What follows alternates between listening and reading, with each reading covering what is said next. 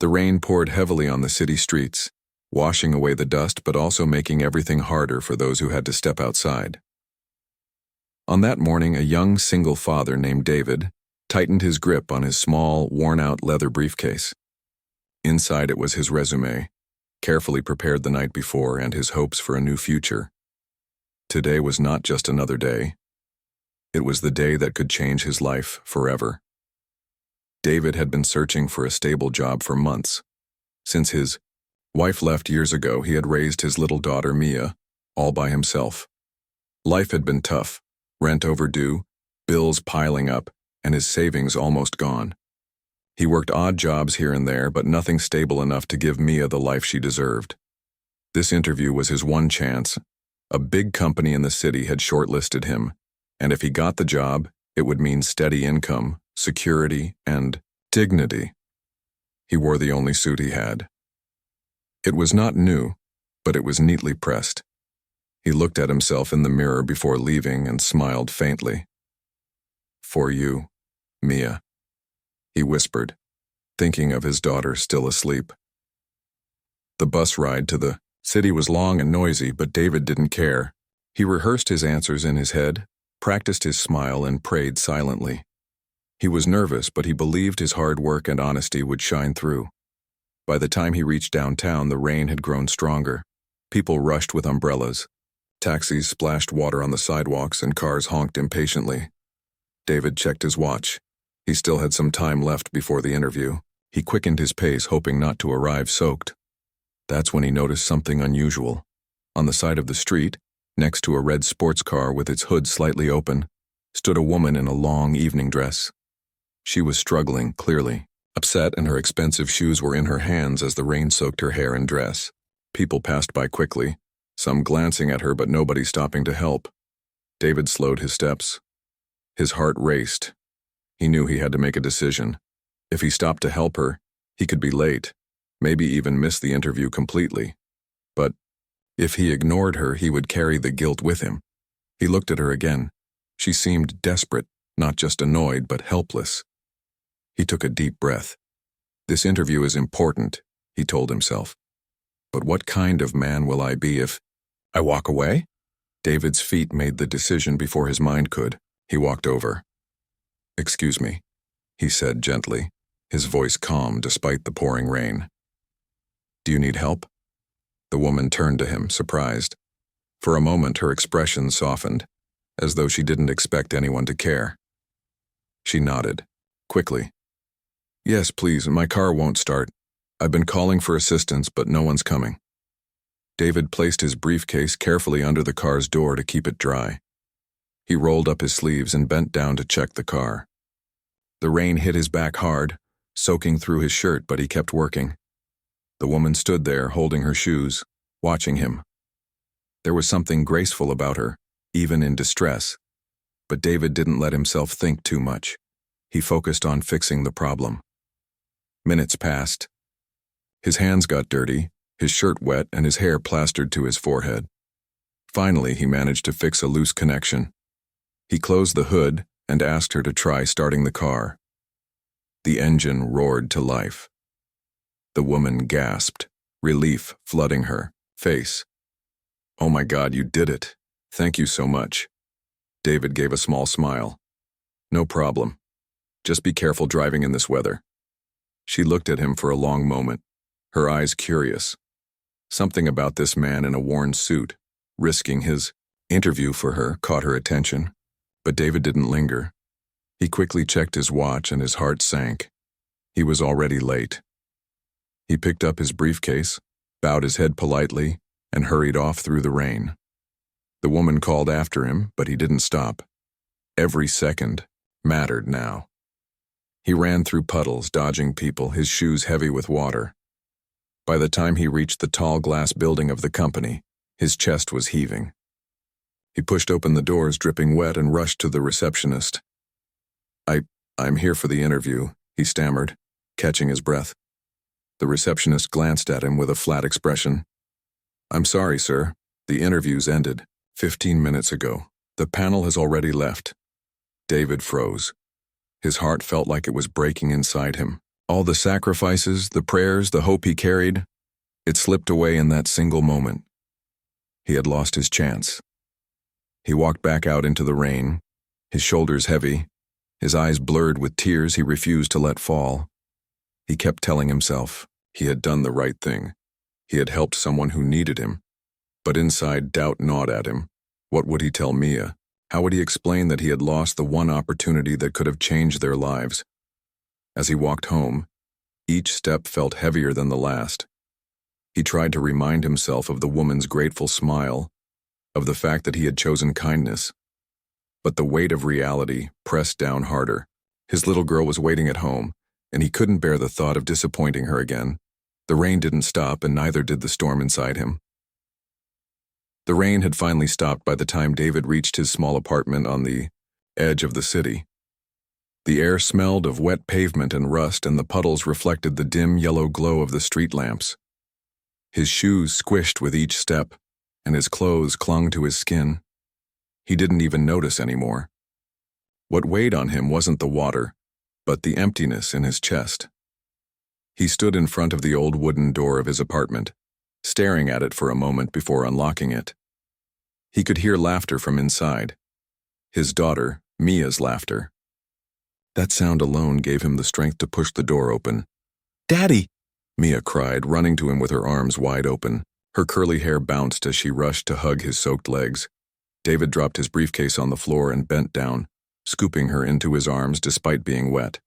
He forced a smile. "Hey, princess. Did you have a good day?" She nodded eagerly. "I drew a picture for you. It's us, standing in front of a big house with a garden and a swing." Her eyes sparkled with so much hope that David's heart broke all over again. He looked at the paper she handed him, her little hands clutching it proudly. It was a simple drawing full of bright colors with him and her holding hands in front of a home that looked like a dream. "That's beautiful," David whispered, his throat tightening. "One day, Mia. One day we'll have that." She hugged him tighter. "Did you get the new job, Daddy?" The question hit him like a knife. He had practiced how he would tell her the good news if he had succeeded. But now what could he say? He couldn't let her see his pain. He placed her down gently and ruffled her hair. "Not today, sweetheart. But don't worry. Daddy will keep trying. We never give up, right?" Mia nodded with the innocence of a child who believed every word. "Right. You always tell me that." David smiled faintly, but inside he felt hollow. After tucking her into bed later that night, he sat alone at the small kitchen table. The bills stared back at him, mocking him.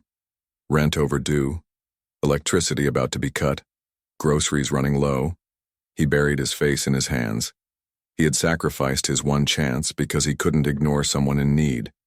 And yet, what did he have to show for it? Just an empty stomach, a pile of unpaid bills, and a future that seemed darker than ever. Still, when he thought of Mia's proud smile, he told himself he had done the right thing. What lesson would he have taught her if he had walked past a stranger who needed help? She looked up to him. He had to be the man she believed he was, even if it cost him everything. The next morning, David woke up early and prepared a simple breakfast of toast and eggs for Mia. He tied her shoelaces, packed her small lunchbox, and walked her to school. On the way, she kept chattering about her teacher, her friends, and how she wanted to become an artist when she grew up. David listened, nodding, his heart swelling with pride and fear at the same time. After dropping her off, he walked aimlessly through the city, searching for odd jobs. He asked at shops, cafes, and construction sites, but everywhere the answer was the same. "Sorry, we're not hiring." By afternoon, his feet ached and his spirit felt crushed. He stopped at a park bench, sitting down with a sigh. He watched other parents with their children, families laughing, eating ice cream, enjoying life. He wished he could give Mia that. A memory came back to him. His own father once told him, "Son, the world doesn't measure a man by what he earns, but by what he gives." At the time, David hadn't understood. But now, raising Mia alone, he did. He gave everything he could, his time, his love, his sacrifices. But he wondered, was it enough? That evening, when Mia returned home, she noticed her father looked tired. She climbed onto his lap and wrapped her arms around his neck. "Daddy, don't be sad. You're my hero." David swallowed hard. "Why do you say that, princess?" "Because you always help people," she said simply. "Remember when you gave your jacket to that homeless man? Or when you fixed Mrs. Johnson's door for free? Heroes do things like that." Her words struck him deeply. To the world, he was just another struggling man. But to his daughter, he was everything. That realization gave him strength. He kissed her forehead. "Thank you, Mia. You make me strong." Days turned into weeks. David picked up whatever small jobs he could, repairing things for neighbors, helping at a local store for a few hours, carrying boxes for a warehouse. It wasn't much, but it kept them going. Every night, he read stories to Mia, hiding his exhaustion behind a smile. But sometimes, late at night, when she was asleep, he sat by the window and stared at the city lights. He wondered how long he could keep this up. He thought about the interview he had missed, the opportunity that had slipped away. What if that had been his only chance? Still, he reminded himself of the woman he had helped, the way her eyes had filled with relief and gratitude. Maybe, just maybe, his act of kindness would mean something one day. One particular evening, as he walked home carrying a small bag of groceries, he saw a group of children playing soccer in the street. Among them was Mia, her laughter filling the air. She was barefoot, her shoes too worn out to use for play. David stopped and watched her for a while, his eyes misting. She noticed him and ran over. "Daddy, come play." Forgetting his tiredness, he set down the groceries and joined the game. The children cheered as David kicked the ball, his laughter mixing with theirs. For a brief moment, he felt free, like the weight of the world had lifted. After the game, Mia hugged him. "See, Daddy, we don't need much. We have fun together." Her words echoed in his mind that night. Maybe happiness wasn't about wealth. Maybe it was about love, honesty, and doing the right thing. Yet deep down, David knew he still wanted more for her. A better school, a safe home, opportunities she deserved. He couldn't give up. What David didn't know was that his life was about to take a turn he never expected. The stranger he had helped in the rain, the woman with the red sports car, had not forgotten him. In fact, she had been searching for him. And soon, his sacrifice would bring him face to face with a truth that would change his future forever. The morning sun crept through the thin curtains of David's small apartment, casting a soft glow across the room.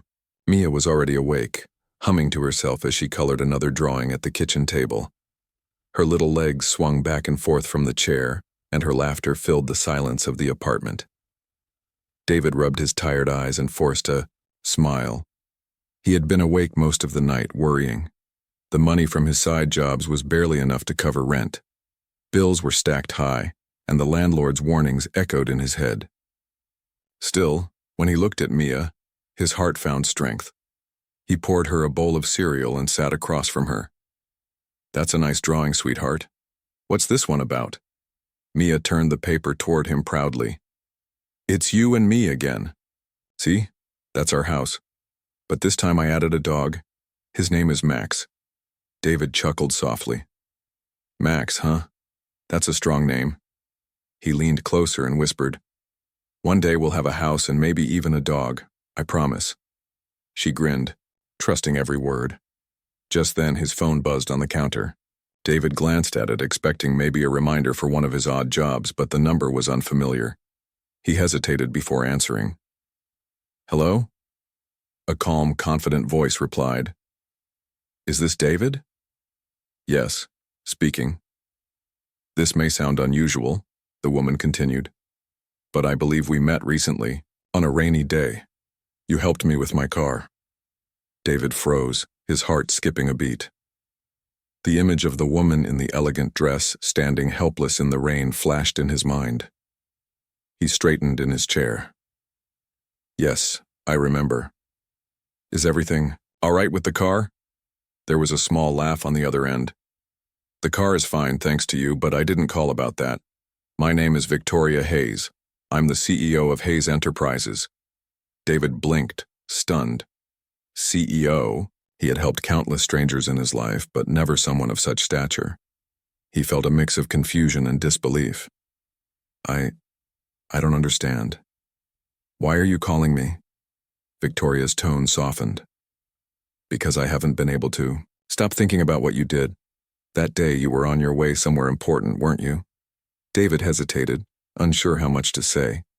Yes, I had a job interview, but I missed it. There was a pause. Then she said quietly, because of me. David opened his mouth, but no words came out. He had tried to bury the memory of that disappointment, but here it was again, staring him in the face.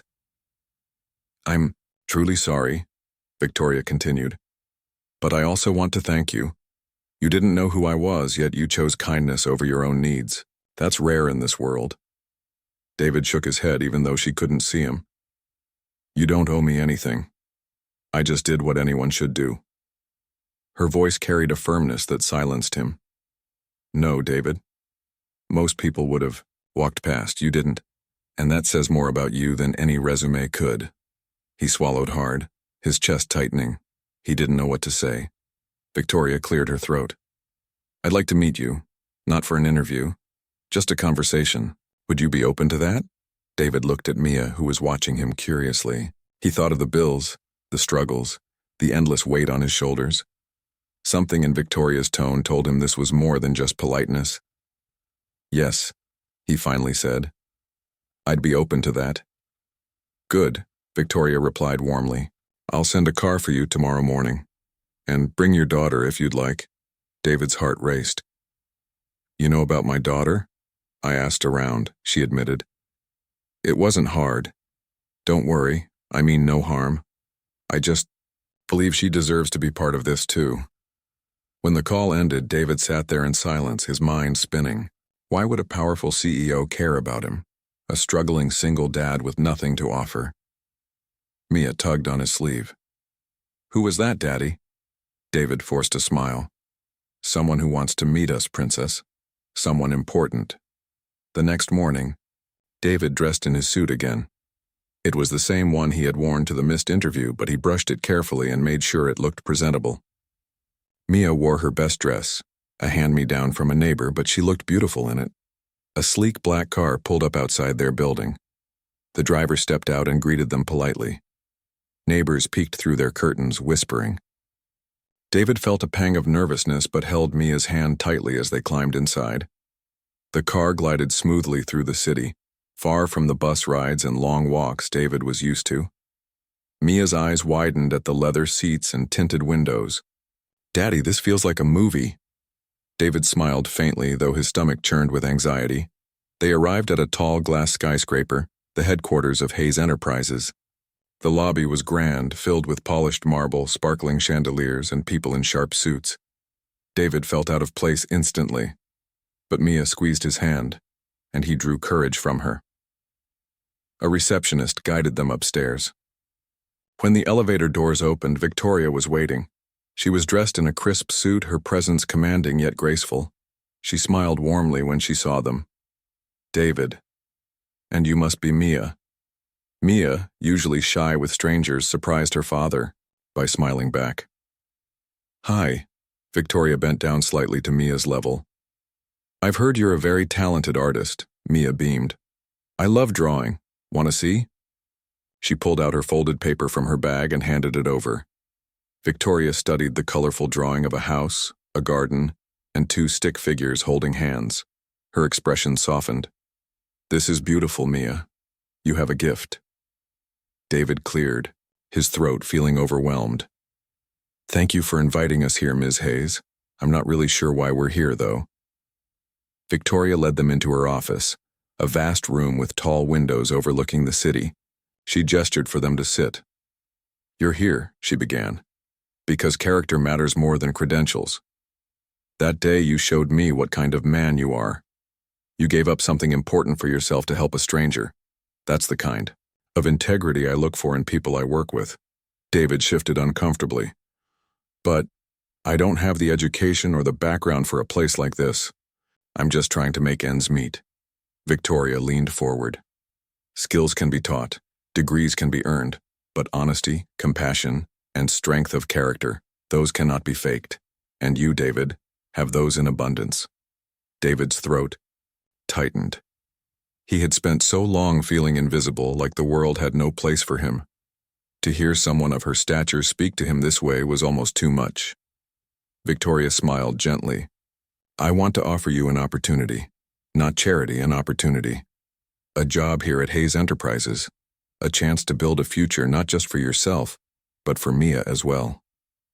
David stared at her, stunned. His hands trembled slightly as he tried to process her words. Why me? He whispered. Because you've already proven yourself, Victoria said firmly, and because I believe in rewarding goodness when I see it. Mia leaned against her father's arm, her eyes wide. Daddy, does that mean? David looked at her, then back at Victoria. His eyes welled with tears, but this time they weren't from pain. They were from hope, the kind of hope he hadn't felt in years. Yes, Princess, he said softly. It means things might finally change. The first morning at Hayes Enterprises felt unreal for David. He woke up before the sun, his heart racing with both excitement and fear. He checked his old suit again and again, brushing off invisible dust, making sure every crease was straight. Mia, too, was wide awake, watching her father with a sparkle in her eyes. Daddy, you look like one of those important people in the movies.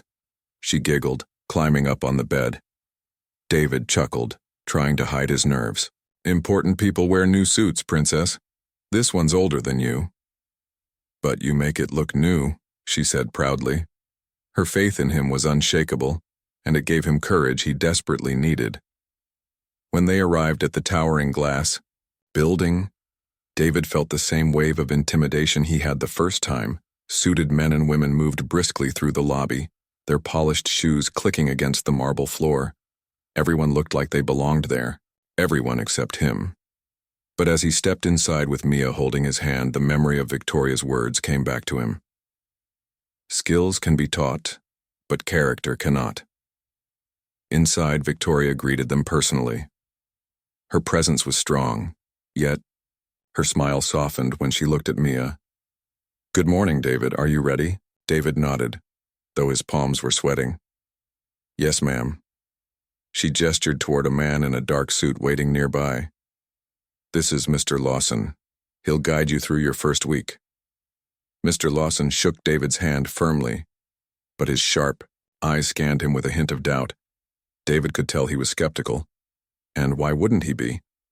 David had no degree, no corporate experience, and nothing on his resume to match this shiny building. But David reminded himself, he had faced harder things in life. He had survived loneliness, poverty, and heartbreak. He could survive this too. The first few days were overwhelming. David was assigned to a department handling logistics. His job was to check inventory reports, make calls, and keep track of shipments. Simple tasks for others, maybe, but for him, even the computer systems felt like a foreign language. He made mistakes. Sometimes he clicked the wrong file. Sometimes he forgot the proper way to log information. His co-workers, polished, confident professionals, whispered when they thought he wasn't listening.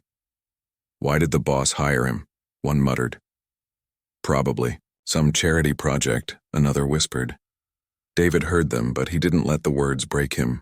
He had faced worse judgments before. Instead, he stayed late after hours practicing on the computer, asking quiet questions, writing notes in a small notebook he carried everywhere. At night, when he came home exhausted, Mia sat by him at the kitchen table. How was your day, Daddy? He smiled faintly. Hard, but good. I'm learning. She would nod seriously, as though she were his little coach.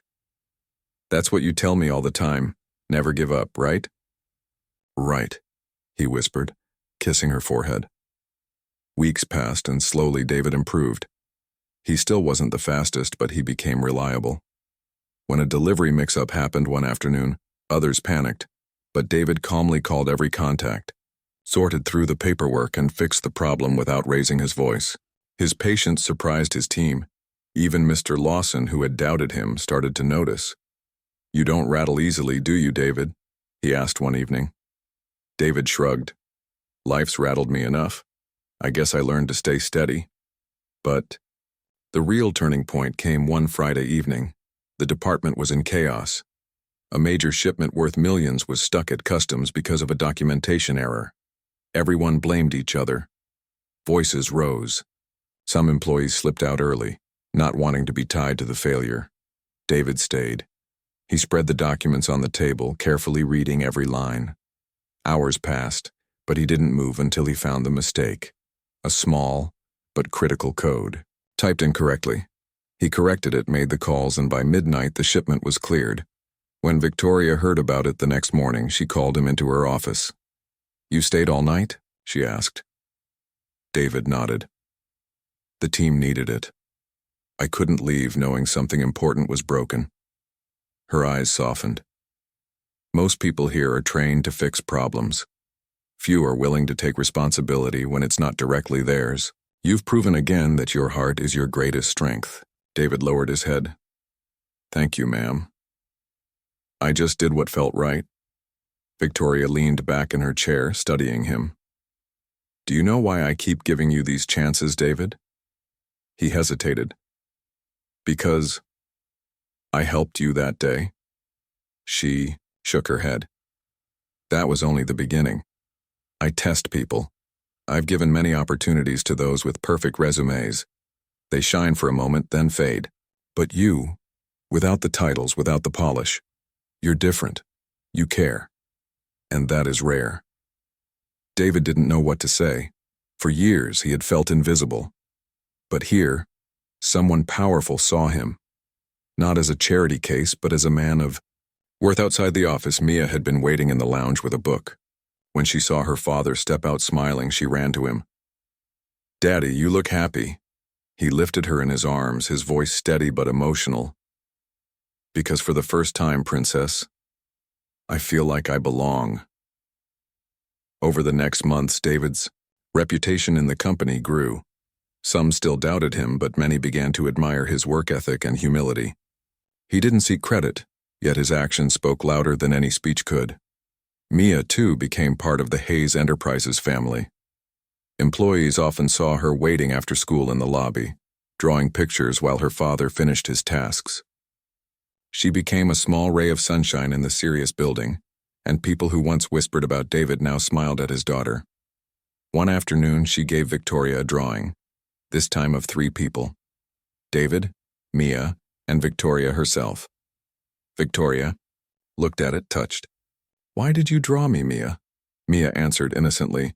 "Because you're helping us, you're like family." Victoria's eyes glistened as she hugged the paper. In that moment, she wasn't just a CEO.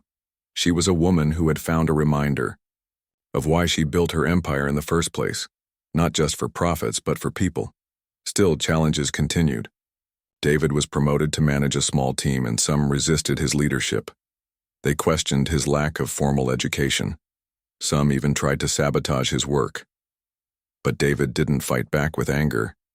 He led with fairness, listening more than he spoke, proving himself through consistency. His patience eventually won them over. Even the harshest critic admitted one evening, "You know, David, you're not like the others. You actually care." David smiled faintly. "That's the only way I know how to lead." And so, the man who had once walked home in the rain, broken and defeated, was slowly rising. Not because of luck, not because of privilege, but because he refused to give up on kindness, even when it cost him the life he thought he had lost. On the day of the missed interview was slowly, piece by piece, being rebuilt, stronger, steadier, and brighter than before. And deep down, David knew this was only the beginning. Months passed, and Hayes Enterprises no longer felt like a place of strangers to David. The polished floors and tall glass walls that once made him feel small now felt familiar. He wasn't just another employee lost in the crowd anymore. He had earned the respect of his peers, the trust of his team, and even the quiet admiration of those who once doubted him. But inside, David never let success change who he was. He still arrived early, still stayed late when work was unfinished, and still carried his small notebook everywhere. He kept writing notes, kept learning, kept reminding himself that humility was his greatest strength. Mia, too, had become a familiar sight at Hayes Enterprises. In the evening, she sat in the lobby sketching, waving at passing employees who often stopped to admire her drawings. Her innocence had softened the hearts of people who once judged David harshly. Yet despite his progress, David knew there were still mountains to climb. And one day, Victoria gave him the greatest test of his life. It was a Monday morning when Victoria called him into her office. The air in the room was tense. She was rarely this serious, and David could feel the weight of the moment even before she spoke. "David," she began, "I want to give you a project, not a small one. This could shape the future of Hayes Enterprises, but I need to know if you're ready." David's heart pounded. "What kind of project, ma'am?" She slid a thick file across the desk. "A partnership deal with a major international client. It's delicate. If it succeeds, it could bring millions in revenue and open doors globally. But if it fails..." She let the silence finish the sentence. David swallowed hard. "And you want me to lead it?" Victoria nodded firmly. "Yes, I trust you more than many who have been here for years, but I need to see if you trust yourself." For a long moment, David sat in silence. Doubt screamed inside him. He wasn't a graduate. He wasn't trained for international negotiations. He was just a man who had fixed cars, carried boxes, and raised a daughter with nothing but grit. But then he remembered Mia's words. "Heroes don't give up." He looked up and said quietly, "I'll do it." The weeks that followed tested David like nothing before. He studied the files every night after Mia went to bed.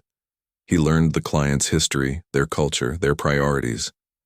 During the day, he coordinated with his team, answering questions, calming fears, and solving problems one by one. There were moments when he almost broke. Late nights where exhaustion crushed him. Meetings where executives looked at him with doubt in their eyes. Times when the pressure felt unbearable. But he never gave up. One evening, Mia found him at the kitchen table surrounded by papers. She climbed into his lap and whispered, "Daddy, you're working too hard." He smiled weakly. "I have to, Princess. This is important." She looked at him with her big, trusting eyes. "You'll win, because you always help people. People listen. When you care." Her words struck him like lightning. That was his strength, not fancy degrees or clever speeches. Care, integrity, honesty. Those were the tools he carried. The day of the final meeting arrived. The boardroom was filled with executives from both companies. Suits, ties, polished shoes. David sat at the head of the table, his palms sweating but his eyes steady. He spoke with calm confidence, not trying to impress with big words, but speaking simply, clearly, and truthfully. He talked about trust, about building something that benefited not just companies but people. He answered questions with honesty, admitted what he didn't know, and promised only what he could deliver. At the end of the presentation, the room was silent for a moment. Then the client's lead representative leaned back and smiled. "I've sat in hundreds of these meetings," he said, "and most people talk numbers, profits, charts. You spoke about people. That's rare.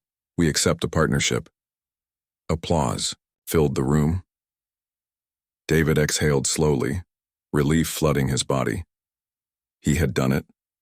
When the news spread through Hayes Enterprises, employees who once whispered behind his back now clapped him on the shoulder and congratulated him. Mr. Lawson, the man who had doubted him from the start, came forward and shook his hand firmly. "You proved us all wrong, David, and I'm glad you did." But the proudest moment came when he walked into Victoria's office later that evening. She stood by the window, looking out at the city lights. When she turned, her eyes glistened with quiet pride. "You've done more than close a deal," she said. "You've proven what true leadership looks like. You've reminded everyone in this company, including me, that integrity is the foundation of success."